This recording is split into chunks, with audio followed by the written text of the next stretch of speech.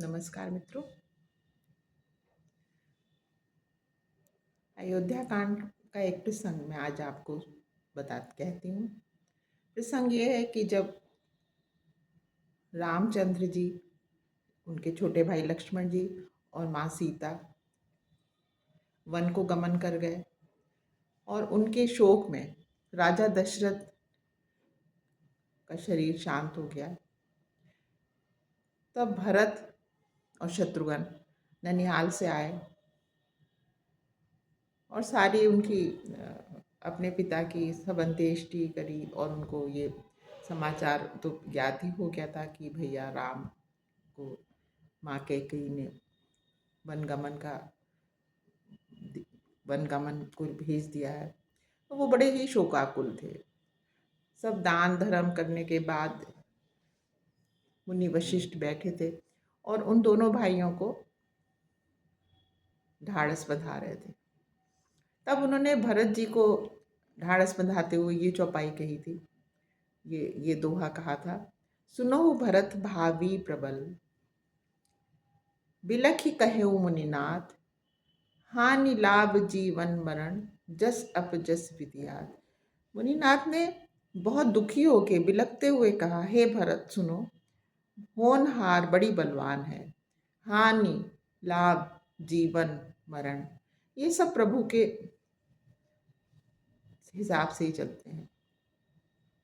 इनको आप इस तरह से कह लीजिए कि जो हमारे भाग्य में होता है वो होता है, क्योंकि वो भाग्य हमारा प्रारब्ध जो बना वो हमारे स्वयं के ही अच्छे बुरे कर्मों से ही निर्मित है। बस इसीलिए इस चौपाई का बहुत जिसे कहते हैं महत्व है। रामचरितमानस की तो हर चौपाई हमारे जीवन को छूती है और उससे हर बार एक नया अर्थ सुंदर सा बन के निकल के आता है। जीवन में हमें जो भी प्राप्त होता है, अच्छा बुरा, सुख दुख आते हैं, अनुकूल परिस्थितियाँ प्रतिकूल परिस्थितियाँ आती हैं, तो उसके लिए कोई भी उत्तरदायित्व किसी का भी नहीं होता। वो केवल हमारे स्वयं का ही उत्तरदायित्व होता है। इस बात को जिस दिन हम समझ लेते हैं, जिस भी पल जिस भी क्षण, उसी क्षण हमें एक संतोष प्राप्त हो जाता है और हमें रेस लगाना बंद कर देते हैं। दूसरों से द्वेष करना हमारे मन में फिर आता ही नहीं है, क्योंकि हम किसके ऊपर उंगली उठा सकते हैं। सारी उंगलियां तो हमारे स्वयं की ओर ही आती हैं। अब जो प्रारब्ध हम इस वक्त वर्तमान में ले रहे हैं हर इंसान, तो निश्चित ही हम उसके लिए दुखी नहीं हो कि हमारा ऐसा प्रारब्ध है और हम नकारात्मक हो जाएं। हम इस वक्त क्रियमाण कर्म करके जो हमारे वर्तमान के कर्म हैं उनको बहुत सुंदर से करके और अपने अपने आगे बढ़ के हम अपने पुराने जो पाप और पुण्य हैं उनको निश्चित ही समाप्त कर सकते हैं। भगवान ने कहा है ना कि क्रियमाण में आप अपने को सही कर लीजिए। हम उसी पे लकीर नहीं पीटें कि अरे हमारे संग तो ऐसे ही है, या हम अपने को कोसना नहीं है। हमें उसको सुंदर तरह से सही कर लेना है और वो हमारे कर्म जो है उनको कोई और नहीं ठीक करेगा, हमको स्वयं कर लेना है। ऐसे सोच के देखिए ना कि हम तो खुद ही एक अविनाशी का अंश है ना। जो अविनाशी सकारात्मकता का जिसे कहते हैं पराकाष्ठा है हमारा प्रभु, उसी का तो एक छोटा सा अंश हम हैं। तो हम क्या नहीं कर सकते। निश्चित ही उसके लिए हमें स्वयं में सुधार करना पड़ेगा, जिसे कहते हैं ना सेल्फ डिसिप्लिन। तो हम सब कुछ कर सकते हैं, खाली भाग के भरोसे बैठने से कुछ नहीं है।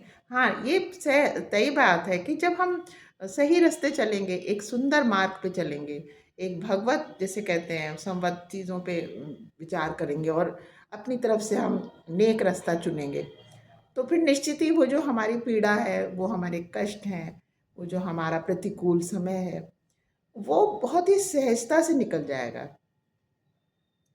क्योंकि तब हमारा जो हृदय है ना वो इतना पवित्र होगा और तब हम जो है उस पीड़ा को बिल्कुल, जैसे कि मान लीजिए 100 नंबर की पीड़ा है, वो हमें 1 नंबर की ही बस लगेगी, हमें दुख नहीं होगा। सबको लग रहा होगा कि ये बहुत दुखी है, लेकिन वो दुख हमारा इतना सहजता से निकल जाएगा कि जहाँ तलवार की मार हमारे ऊपर पड़नी है, एक तिनके की मार हमें बस लगेगी। लगनी तो है क्योंकि वो कर्म हमको लेने ही होते हैं, हर एक को लेने होते हैं। बस इसको ही लेके चलिए ना, तो देखिएगा मन में कितनी शांति रहेगी और एक आराम से हम रहेंगे। चेहरा हमेशा मुस्कुराता रहेगा। हमें पता ही है कि सब हमने किया है, अच्छा बुरा जो भी है उसके लिए कोई जिम्मेवार नहीं है। इस बात पे आप सोच के देखिएगा। आप लोगों ने मेरी बात सुनी, आप लोगों का बहुत आभार है। आप सब लोग हमेशा खुश रहिए, प्रसन्न रहिए। नमस्कार मित्रों, गॉड ब्लेस यू।